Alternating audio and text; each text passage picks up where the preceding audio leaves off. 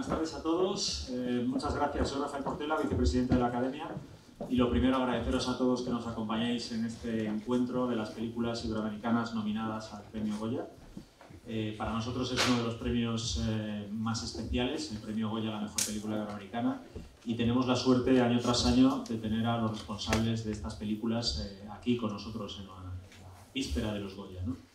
Como sabéis, la ciudad de Valladolid está volcada en la ceremonia. Estamos muy contentos de cómo se ha recibido a la Academia y a los Goya este año aquí. Y las actividades previas que siempre hacemos están siendo todo un éxito, ¿no? Entonces, felicitar a la ciudad de Valladolid por su amor al cine, demostrado año tras año.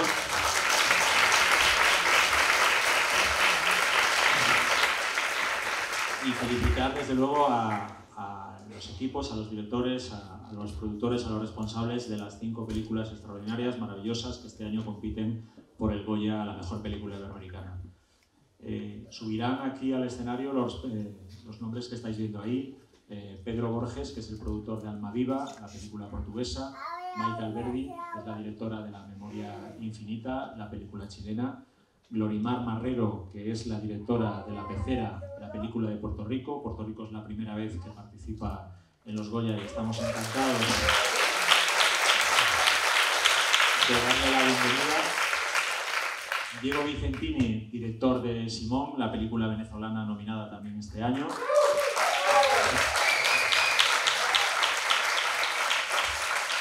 Y Marcelo Subioto, que es el actor protagonista de Puan, la película argentina nominada este año y que fue reconocido con la Concha de Plata en el Festival de San Sebastián por su maravillosa interpretación.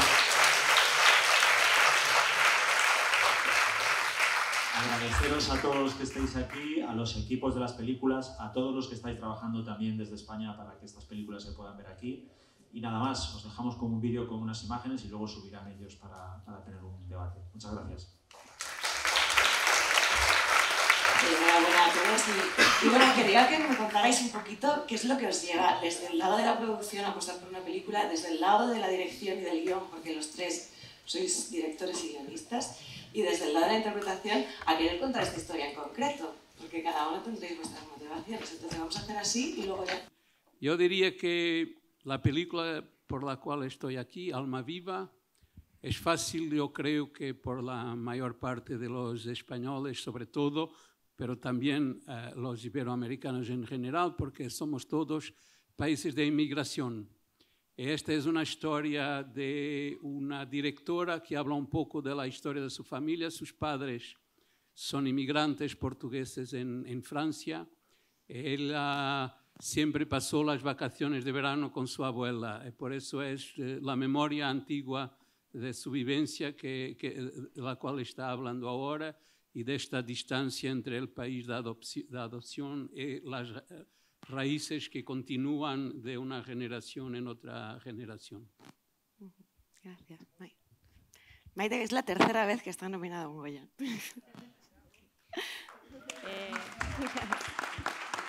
Bueno, y al Oscar, ¿eh? Bueno, yo creo que para mí las motivaciones siempre tienen que ver con el amor y mi propio entusiasmo. Y en este caso, yo vi a la Paulina, que está ahí sentada en primera fila, con Augusto en un contexto laboral, y era la primera vez que yo veía a una persona con demencia tan integrada en el mundo y tan en sociedad, y los vi muy enamorados. No he visto antes una relación así, fue instintivo.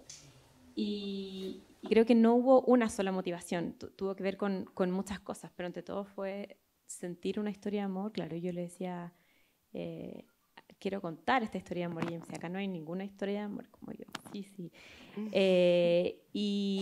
Pero también como muchas otras cosas. Yo venía de hacer El Agente Topo, que era la antítesis, o sea, eran personas con demencia, personas mayores totalmente aisladas de la sociedad, y acá era un ejemplo ideal de cómo tenemos que entender el cuidado y las relaciones de pareja, que era muy excepcional.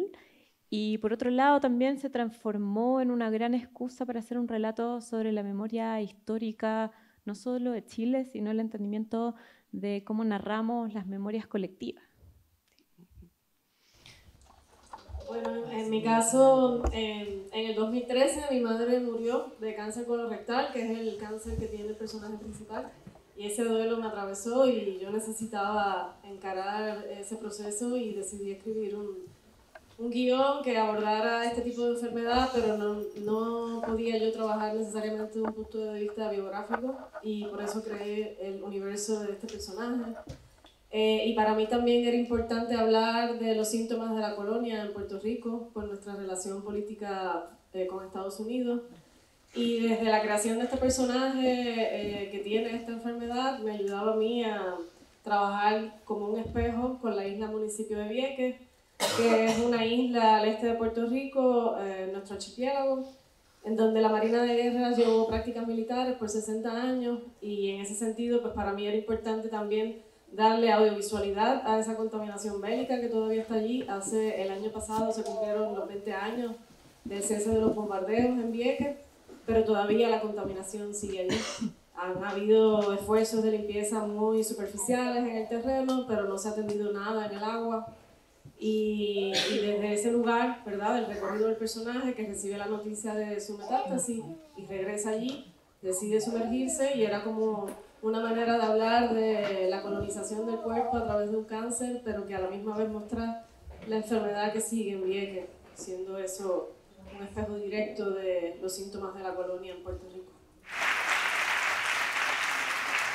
Bueno, no, te decía, la motivación en lo particular como actor es muy sencilla y en el terreno de lo salvaje, que es actuar, simplemente. Es decir, a la búsqueda del personaje, ir a buscarlo y tratar de ese encuentro entre el personaje y tu propia subjetividad, como yo entiendo la actuación, de dar algo tuyo que es secreto y que se entrega, ¿no? A veces se logra y a veces no es fácil. Bueno, con respecto a la motivación, ha sido por ser venezolano. Yo me fui a los 15 años de Venezuela y en el 2017 en particular estaba estudiando cine en Los Ángeles y ese fue uno de los años más fuertes de protestas en Venezuela y era eso, era vivir como dos vidas de, por un lado estoy en un salón de clase estudiando cine, pero por el otro está mi generación en las calles en Venezuela y enfrentando tanquetas militares y disparos, luchando por nuestra libertad y nada, eso me generaba un sentido de culpa de que yo no estoy allá y sentir que uno no está aportando nada por su país. Entonces, primero hice un cortometraje que también se llamó Simón, que fue como mi tesis para graduarme de esos estudios y esa era como la motivación, o sea, que cómo puedo hacer algo, contribuir a esa lucha, ya que estoy tan lejos, contribuir a algo. Y bueno, comenzó como ese cortometraje, que bueno, ahora creció un largometraje, y la motivación se ha mantenido la misma, fue vivir la experiencia de poder mostrar el cortometraje, poder viajar a muchos países donde hay tanta diáspora venezolana, o sea, ya somos más de 8 millones que nos hemos ido de nuestro país, y cuando pude estar ahí en la audiencia con la gente, interactuar y ver lo que significaba especialmente para todos nosotros, vernos representados, ver nuestra historia, o sea, validarnos y fue que decidí escribir la película y bueno, eso se ha mantenido como la motivación y el objetivo de poder seguir visibilizando lo que nos sigue ocurriendo hasta el día de hoy. Ahorita hay más de 250 presos políticos en Venezuela, entonces mientras estemos acá conversando, estarán torturando a alguien ahorita, entonces esa es la motivación, esa es la urgencia y qué lindo poder estar acá, compartir con todos ustedes y bueno, también hablar un poquito de este tema. Pues muchas gracias. Continuamos contigo.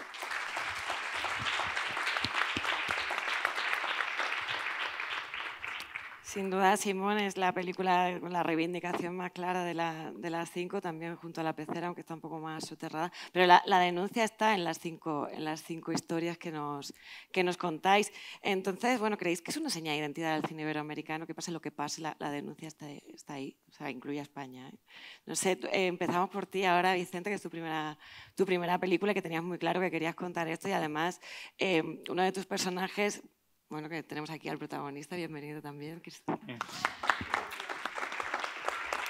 Es un idealista, ¿no? Es un idealista que quiere cambiar las cosas y hay un momento muy claro en el que el policía le dice pero que esto es un negocio, que no vais a cambiar nada, tan crudamente. Entonces, el cine es un espejo, es un arma, ¿para qué contáis estas historias ya desde el otro lado?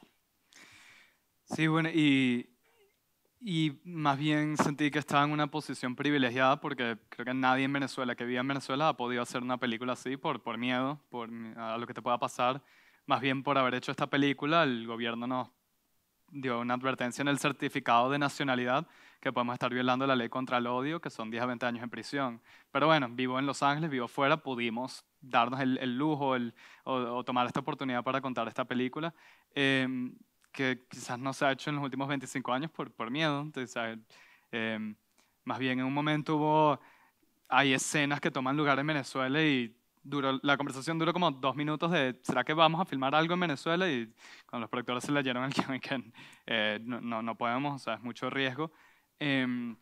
Pero eso, sentí que era la oportunidad de que no estoy allá, tengo la oportunidad de hacer una película, que esta sea la denuncia y ojalá vengan más películas y novelas y poemas y todo lo demás, pero aprovechar ese recurso, que el poder que tiene el cine lo hemos podido vivir y ha sido muy impactante. Eso, vivirlo en tiempo real, no solo para nosotros los venezolanos, de un proceso de sanar las heridas que tanto cargamos en una sala de cine, sino también para compartirlo con el público internacional. Ha sido muy bonito estar aquí en España, compartir con las audiencias españolas y escuchar lo que nos digan, también de informar, dar a conocer y generar empatía, que eso es de nuevo lo maravilloso que tiene el cine, que en 90 y algo minutos, una historia que no tenías ni idea, ahora te conectaste emocionalmente. Entonces ha sido de lo más maravilloso tener esta como viaje doloroso y hermoso de cargar esta herida colectiva de un país, pero a la misma vez darnos como un espacio para sanar y para dar a conocer al mundo lo que sigue pasando. Marcel, en tu caso. No, decía que no estaba en la intención de Puan en sí misma hacer una denuncia, decía que ciertas regiones donde nosotros vivimos, el hecho de contar una historia, casi te diría de manera naturalista, encierra en sí mismo una denuncia. Algo está sucediendo raro, por ahí nosotros estamos acostumbrados a vivir de esa manera, pero ya está contando algo que se puede vivir como una denuncia. Pero quiero decir este caso particular de Puan, porque es un guión que se escribió hace unos 4 o 5 años atrás, donde una de las situaciones que tiene es la situación de la educación pública en la Argentina, la posibilidad de que la educación pública quede, se caiga como institución educativa, y que es una institución muy fuerte en la República Argentina y su universidad, sobre todo, muy reconocida mundialmente. Cuando los directores, Benjamín Laystadt, María Elche, escribieron algo casi distópico. Yo cuando lo leí 5 años atrás parecía distópico. Luego la coyuntura argentina hizo que cuando se estrena la película, eso distópico pasar a ser denuncia, ¿no? Hay un movimiento ahí interesante. Por eso digo que vivimos en regiones raras, ¿no? Y bueno, y pasó a ser un punto muy importante, y como había una discusión en ese momento por el tema de la escuela pública, sobre todo cuando fueron la campaña de las elecciones, bueno, mucha gente lo tomó como una, no te diría como una bandera, porque tampoco está puesto me parece que lo rico de Puan es que se pone la lente sobre eso y después vos ves la situación y sacas conclusiones. No hay unas ganas de empujar hacia determinado lugar, ¿no? Pero bueno, contás la situación de esa universidad en esas circunstancias y hoy alguien puede nombrar como denuncia. Ojalá que volvamos a lo distópico en breve, ¿no? Ojalá. Lorimar. En mi caso, la búsqueda, ¿verdad?, inicial en la escritura de guión era hablar de los derechos de los pacientes terminales, que es algo que también, ¿verdad?, está dentro del metraje de la película. Y en esa búsqueda, ¿verdad?, como conté ahorita, para mí era también importante hablar de la colonia, porque se sabe poco de la relación política de Puerto Rico con Estados Unidos. Y también se sabe muy poco de las prácticas militares que se han realizado en Puerto Rico. Y se sabe todavía menos sobre la desigualdad en esta relación política y cómo es este ejercicio de este espacio colonial. Y para mí eso era fundamental, que en la búsqueda de un relato que contara los derechos de este personaje que tiene una enfermedad terminal, que tiene el derecho del ejercicio de su autodeterminación, es a la autodeterminación de un pueblo que no ha podido tenerla. Y vemos a un personaje con una tripa por fuera, que habla de una tripa por fuera de un país, porque han sido años de de abusos en este espacio desigual entre Puerto Rico y Estados Unidos. Y para mí eso era importante, trabajar un tema como este en una ópera prima, en que yo quería hablar de Puerto Rico desde el espacio de Vieques específicamente, pero para que la audiencia puertorriqueña ¿verdad? Internacional también pudieran tener un relato que cuenta un pedazo de nuestra historia en esta instancia contemporánea. Gracias.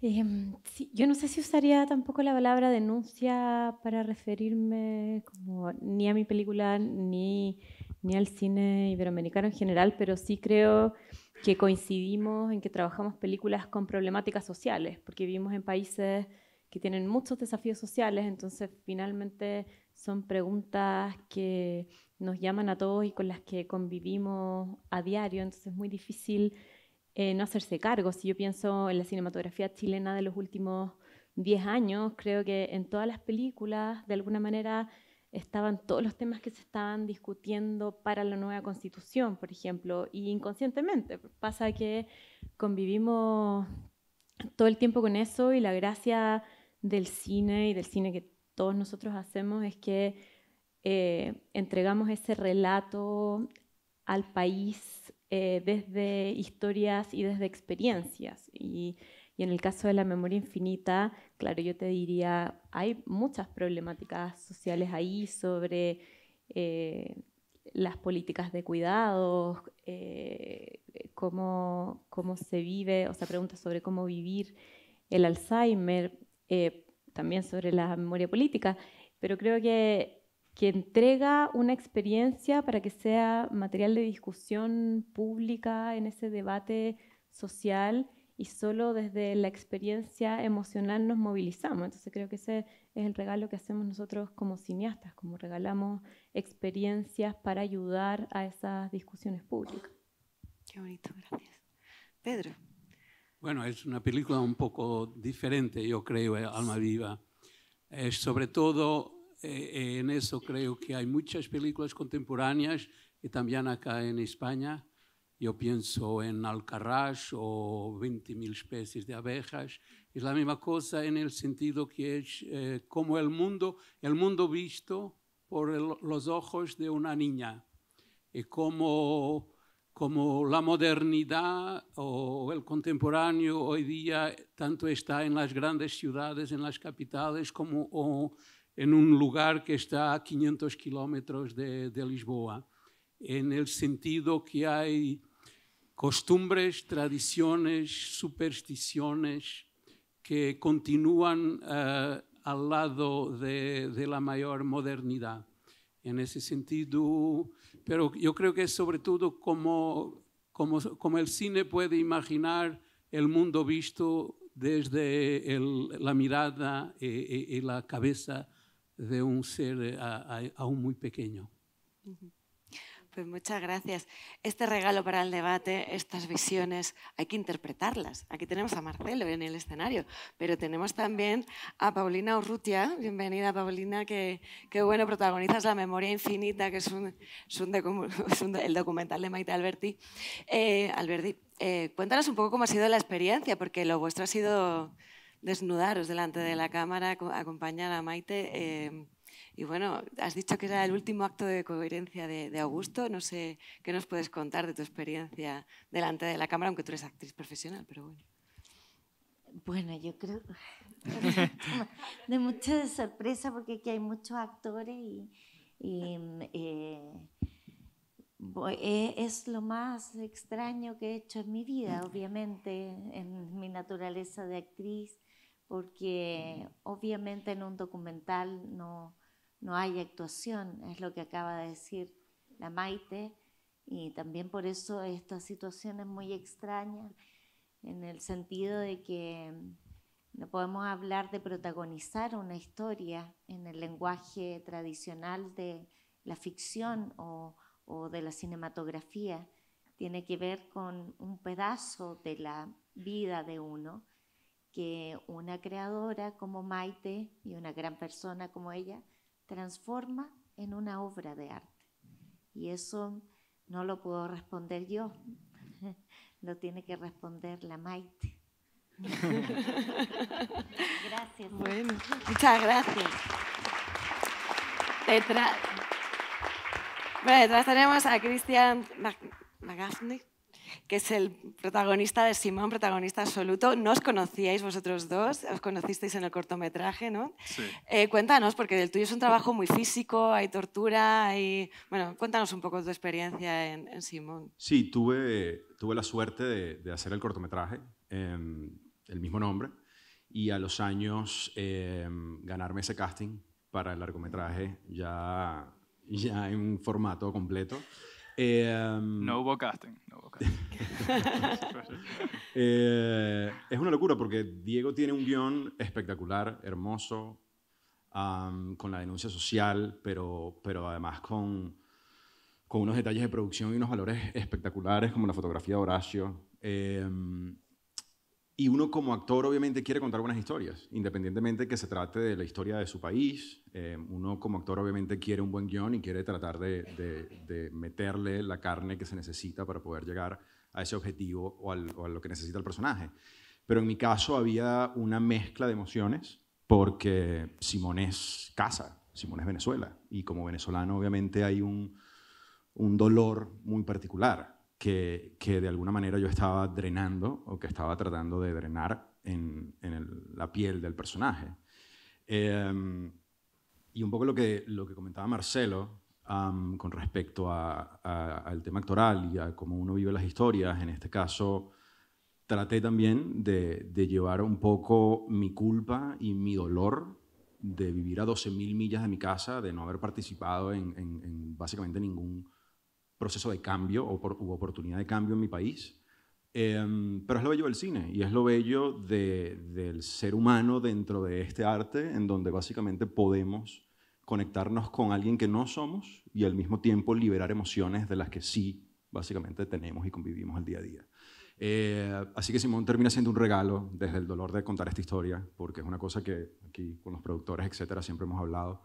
Es una película que no debió haber existido, es una película que no debimos haber contado, que lamentándolo mucho ahora sí hay que visualizarla y hay que llevar el mensaje lo más lejos posible, pero como actor termina teniendo esa combinación de encontrarte con un buen producto que hable de casa y mucho más increíble estar aquí, obviamente, esa suma, ese combo de no solo contar una buena historia, contar una historia de casa y terminar aquí con ustedes en una plataforma como la de los Goya. Creo que ni en los sueños más salvajes me habría imaginado estar aquí, así que gracias. De verdad. Muchas gracias. Pues cerquita tenemos a Isel Rodríguez, protagonista de La Pecera, por Puerto Rico, que se habla mucho de dolor y el tuyo se ve, ¿no? Wow. Gracias, es para mí un honor enorme estar aquí. Gracias, Glorimar, por hacer esta película, porque si no, no estaríamos aquí. No siempre los puertorriqueños tenemos la oportunidad de representarnos a nosotros mismos. ¡Ah! Oye, yo sabía. En eventos como este, ahora mismo nos privan de representarnos. Así que estar aquí representándonos a nosotros mismos es bien grande. Y diciendo la historia que estamos contando también. Fue para mí maravilloso trabajar con Glorimar, maravilloso trabajar con mis colegas, con Magali Carrasquillo y Modesto Lacén, que son grandes, muy grandes actores en Puerto Rico. Y siento que me hicieron ver bien a mí. Trabajar con ellos, fueron actores generosos conmigo en todo momento y estábamos en comunicación todo el tiempo de lo que queríamos hacer. Así que no fue un trabajo sola como protagonista, sino que tengo aquí un equipazo. Hacer a Noelia, para mí en esta película todo el tiempo, y lo hablaba con Glorimar, pero me lo decía a mí misma, para mí Noelia y el cuerpo de Noelia era el cuerpo de la isla colonizada. Ese cáncer eran esos efectos de la colonización que aunque a veces no se ven desde afuera, a veces no son tan aparentes, están debajo del agua, como están allí, ¿verdad? Ves un paraíso, ves una isla maravillosa, pero no sabes muy bien los efectos que han causado en la psiquis de los puertorriqueños ni en el suelo puertorriqueño. Así que tener esta historia y que la vean en todos los lugares que la han visto, ha sido para mí increíble, ¿verdad? Porque uno piensa que uno es de una islita chiquita y nadie sabe quién tú eres y nadie sabe lo que pasa allí, y poderlo hablar y que otra gente se interese, para mí ha sido lo más increíble y lo más grandioso. Así que esta oportunidad ha sido enorme. Muchísimas gracias. Justo adelante tenemos a Bárbara y a Federico, productores de Puan, que lo prometido es deuda. Os voy a preguntar cómo uno decide apostar por una historia de un profesor de filosofía en estos tiempos. ¿Había una pregunta más difícil? No lo sé. Bueno, nosotros hacemos, o sea, Federico tiene su productora, Pucará, yo tengo mi productora Pasto, y yo había producido la película de María Alché, su ópera prima, Familia Sumergida, y Federico Rojo, de Benjamín Neistat. Entonces, cuando ellos dos se juntan y deciden escribir Puan y dirigir Puan, nosotros decidimos acompañarlos, un poco también porque nosotros trabajamos con cine de autor y trabajamos más con miradas que con temas, o sea, con voces, y vamos como un poco más eso, buscando como la autoría y la cuestión también como más creativa. El tema muchas veces es una excusa, ¿no? Es una excusa para hablar de otras cosas, para hablar de humanidad, de existencia, bueno, de dejar preguntas, ¿no? De cuestionarnos.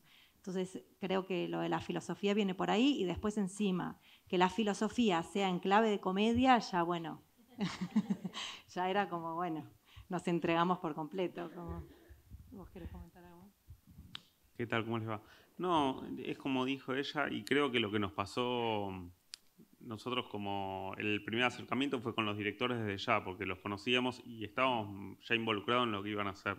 Pero cuando nos dan el guión, lo leemos, la verdad una muy buena versión de primer guión, hay que decirlo, caímos en la misma trampa que caen todos cuando ven hoy la película. O sea, nos metieron esa filosofía de una manera que no tuvimos que hacer un esfuerzo, y eso es increíble, y daban ganas entonces de ponerse a trabajar todos juntos para que llegue más lejos. Este profesor que relatan los chicos tiene una cantidad diversa de alumnos, de chicos que van a la universidad muy prestigiosa y con los problemas que tiene la universidad, pero es una universidad increíble. También le da clases a personas adineradas que quieren ver qué hacer con el tiempo, pero por suerte lo buscan invertir en eso. Y también a chicos de un barrio carenciado. Y entonces lo que nos iba mostrando es que la filosofía llegaba a todos lados, a cualquier nivel, y tratar de poner una gotita chiquitita en esto de sumar a democratizar, que llega a distintos lados, era bueno. Y como dice ella, que esté en clave de comedia, era también un desafío para nosotros, porque no habíamos hecho comedias, o casi no. Y nada, más que interesante, divertido y un desafío. Muchas gracias. Tengo que decir que falta acá Bárbara Soladey, mi socia en Pucará, que bueno, está llegando. También está llegando Cristel Alves, que es la directora de Almaviva, también a su primera película, Pedro, bueno, es su primera película. Hace un retrato de 3 generaciones de mujeres, y hay una frase muy interesante que dice: cualquier mujer independiente en un momento de su vida va a ser tachada como bruja. Entonces, como eres el único representante de la película, le voy a dar voz también para que haya. Cuéntanos un poco sobre Cristel y cómo ha sido tu relación con ella. ¿Cómo? Tu relación con Cristel y por qué apuestas por ella. Habíamos ya trabajado con ella en 2 cortometrajes. Esta historia ella la trazía ya después, hace casi 10 años, y ha trabajado mucho sobre el guión. Yo creo que sobre todo era algo de muy personal, pero que al mismo tiempo fácilmente podría ser universal, en este sentido que es muy fácil para cualquier uno de nosotros, hombre o mujer, de verse en la figura de esta niña y cómo es su relación con la abuela y con todos los adultos que son en torno, y su relación con la tierra, porque este es... el rodaje es en un pueblo en el norte de Portugal, tras los montes, muy vecino, a 5 kilómetros de la frontera con España, y por eso es la fuerza de las imágenes viene también de sentir que estamos allá. Qué bien. No sé si tenéis alguna pregunta en el público para ellos. Mira, sí que bien. Pues muchas gracias por aquí. La pregunta es para ti, Maite Alberdi.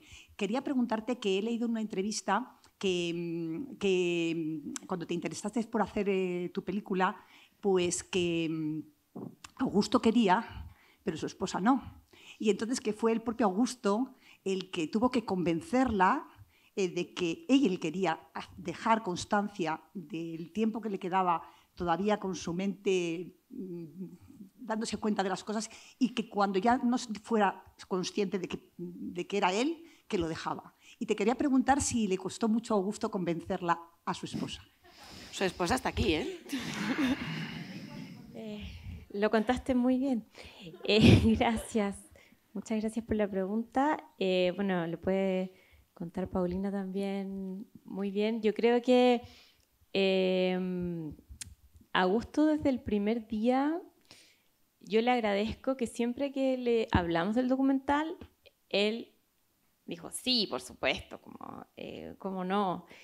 Y en la Paulina la tuve que perseguir mucho y todos los argumentos que me daba a mí me parecían razonables. Entonces a mí también me costaba mucho tratar de convencerla porque todo lo que me decía tenía razón. Yo habría dicho lo mismo que ella y es una persona que sabe y conoce lo que es estar expuesta, que ha estado expuesta públicamente, pero nunca desde el ámbito privado. Entonces, era un sacrificio grande en términos de intimidad y también eran muchas preguntas que tenían que ver con la fragilidad.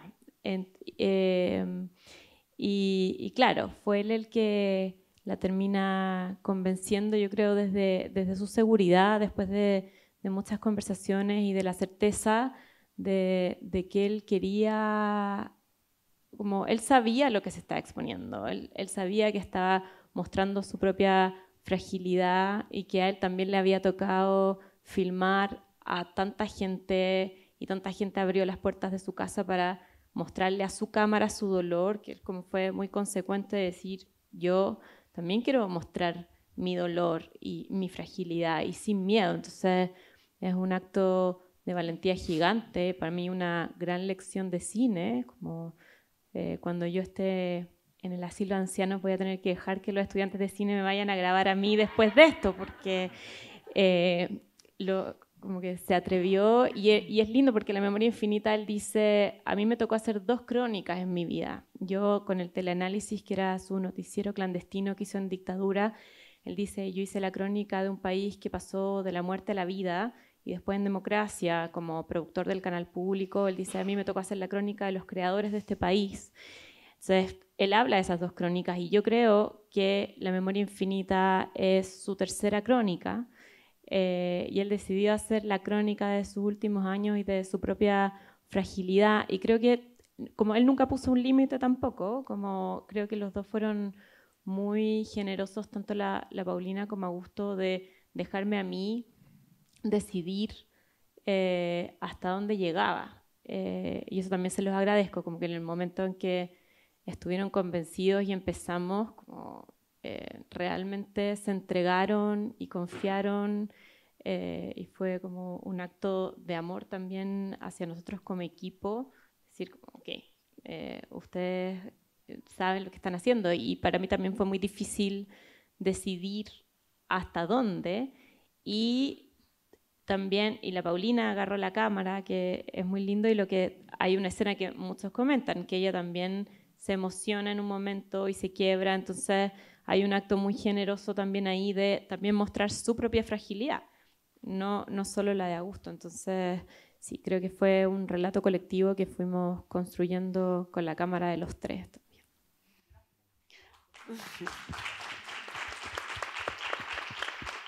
Adelante. ¿Qué nos recomiendas a los creadores fuera de nuestro país? He tenido... O sea, para ser sincero, supongo que o suerte o quienes quisieran criticar eso no me lo han comunicado porque lo que hemos podido vivir en equipo ha sido de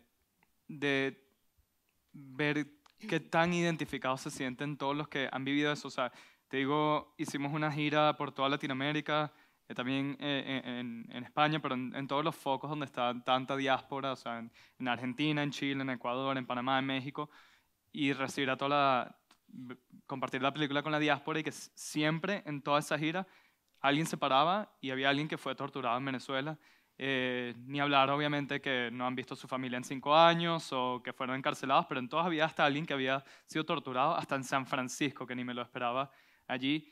Y sí, que te digan que te digan gracias o que te digan que se sintieron identificados. Más bien creo que ahora, después de la película, creo que he caído en cuenta de como la responsabilidad de contar algo así que yo no viví, que me fui hace más de la mitad de mi vida, tengo fuera de Venezuela, y casi que creo que fue bueno no es que no lo pensé, pero de nuevo, no sentir o palpar tanto esa carga, esa responsabilidad, porque de repente hasta me hubiese asustado de que sabía que es la vida de personas, pero hemos tenido la increíble experiencia de que aunque yo no lo haya vivido, te lo confirmen. Al final ellos eran como mi prueba máxima de ver líderes estudiantiles de mi edad, que ellos eran como la prueba máxima, no un crítico de cine, no alguien, sino ellos que me digan qué sintieron con la película.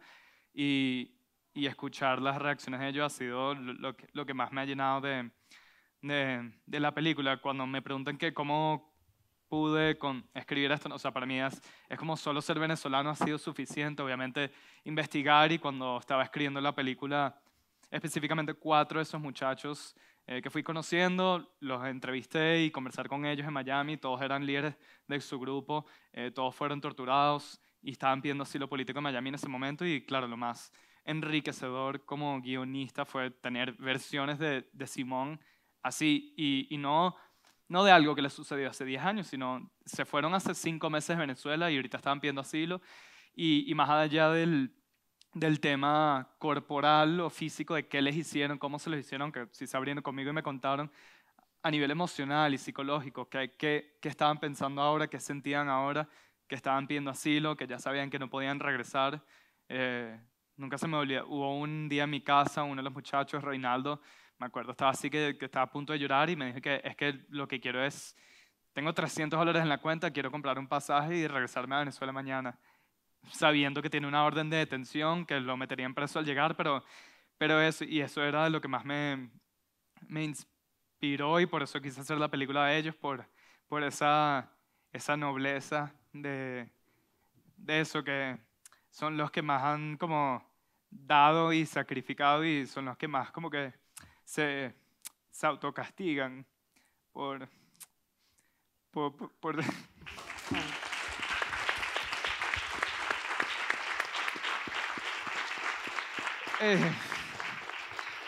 pero nada, bueno, o sea, es que te duele a tu país y verlo desde lejos y querer hacer algo y nada, conectarte, porque nada, quiero que las cosas cambien, y bueno, ese es el trabajo que tenemos que hacer, ¿no? De meternos un poco escribiendo, dirigiendo, meternos en los zapatos, y los actores, meternos en los zapatos de nuestros personajes que queremos transmitir, y nada, tratar de hacer el mejor trabajo posible para que al final la audiencia se pueda conectar, pero en este caso especialmente quienes son los verdaderos protagonistas, no Cristian, o Simón, sino los de la vida real, que somos tantos.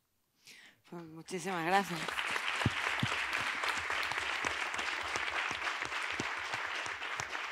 El poder del cine, el poder de ese espejo, el poder de los receptores, que es el público. Sin el público el cine no tendría mucho sentido, creo, ¿no?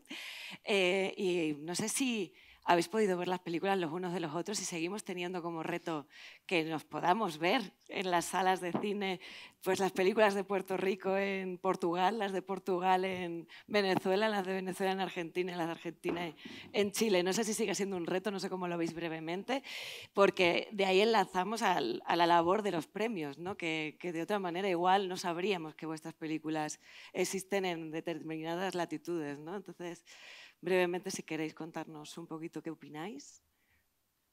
Si queréis, si no...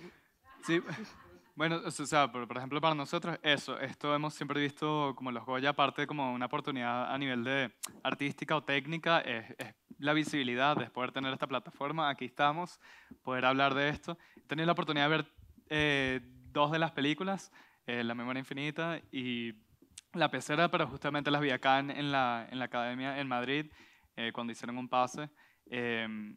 Y bueno, las felicito nuevamente a ustedes 2 por el trabajo que han hecho. Lamentablemente no he podido ver las otras 2, espero que sí, pero eso para nosotros, o hablo por nuestra película, esta oportunidad es increíble. Estamos muy agradecidos con la Academia del Cine Español, con los académicos que nos han puesto aquí y eso, poder compartir y hablar del tema ya es cumplir gran parte del objetivo que hemos tenido con la película. Gracias. ¿Alguien más quiere decir? No, yo no las he podido ver porque efectivamente no se han estrenado y sigue siendo un desafío y creo que lo llevamos conversando muchos años y siempre nos pasa lo mismo, que es, claro, los premios dan la visibilidad, pero tenemos una deuda en Latinoamérica en general con la programación de la cinematografía del resto de los países que no se resuelve y es tan absurdo porque son películas que hacen eco claramente en la región, pero no se rompen las fronteras en la distribución. Entonces, los streaming ayudan, pero no todas las películas llegan al streaming, entonces sigue siendo como un problema regional grande de distribución, creo. Sí, en el caso nuestro también sigue siendo un reto gigante. La distribución de cine puertorriqueño ha sido siempre cuesta arriba. Y en ese sentido, este espacio, ¿verdad? Aquí ya vemos 5 obras, pero hay muchas más obras que hoy no están acá y representan también nuestra cinematografía iberoamericana. Y pienso que todavía falta mucho trabajo por hacer en cuanto a la distribución de nuestras obras y sobre todo que podamos compartir estos lazos cinematográficos más allá de los premios y más allá de los festivales.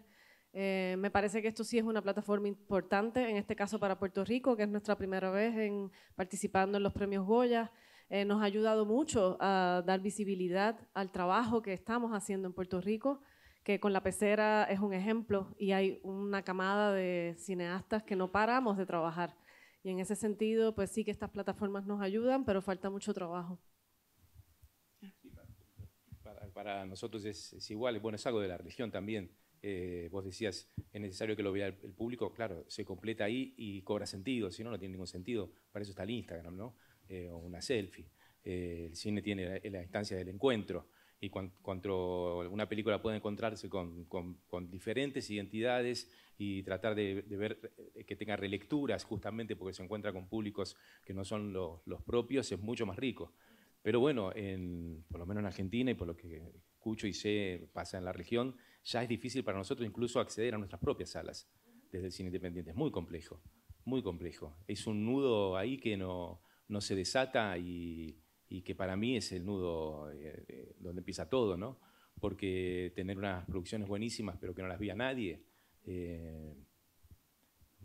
está buenísimo el Hombre Araña, no sé si está bien que diga esto, pero está genial, pero uno va formando una mirada sobre el lugar en el que está, va formando identidad, va formando nombres, va nombrando, va diciendo, va señalando, y uno dice soy eso, o no soy eso porque soy esta otra cosa y hay un diálogo.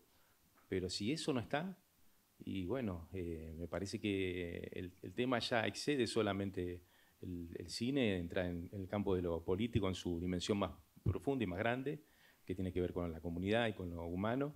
Y me parece que ahí hay una deuda todavía muy grande. Por eso estas oportunidades que tenemos todos nosotros de estar en estos premios o en festivales grandes que le dan visibilidad, que a veces a nosotros cuando llega a nuestro país tampoco es que nos abre más alas. Pero bueno, la tenemos que remar, ¿no? Y ahí hay un ADN fuertísimo y una admiración de parte mía como actor de los directores y de los productores que están todo el tiempo generando no sé de dónde, sacándole agua a las piedras, muchas veces, y casi que deja de ser metáfora esto, porque le sacan agua a las piedras y hacemos películas, ¿no? Así que mi admiración y mi respeto profundo por ellos, ¿no? Sí.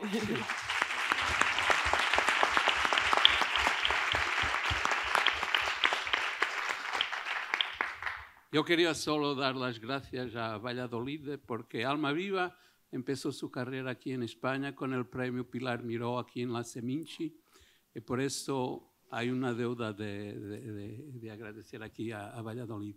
Yo creo que los festivales continúan siendo una plataforma muy importante para hacer circular las películas y entre la comunidad iberoamericana también. Creo que el problema es que como tenemos muchos programas de apoyo a la producción en Europa, tenemos Ibermedia que hace un poco de trabajo entre los iberoamericanos, pero las ayudas a los distribuidores y a las salas de cine continúan siendo siempre secundarizadas. Creo que el problema continúa estando ahí. Vale. Pues tenemos a 2 países nominados por primera vez, que es Portugal precisamente y Puerto Rico, y luego a los 3 países más nominados, que son Argentina, Chile y Venezuela. Mañana todos ganáis, así que enhorabuena y muchísimas gracias por estar aquí. Gracias.